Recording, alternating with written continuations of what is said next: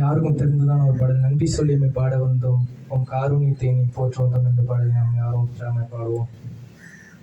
நன்றி சொல்லி உமை பாட வந்தோம், உன் காருண்யத்தை எண்ணி போற்ற வந்தோம். நன்றி சொல்லி உமை பாட வந்தோம், உன் காருண்யத்தை எண்ணி போற்ற வந்தோம். வார்த்தையினால் நீ சொன்னதெல்லாம்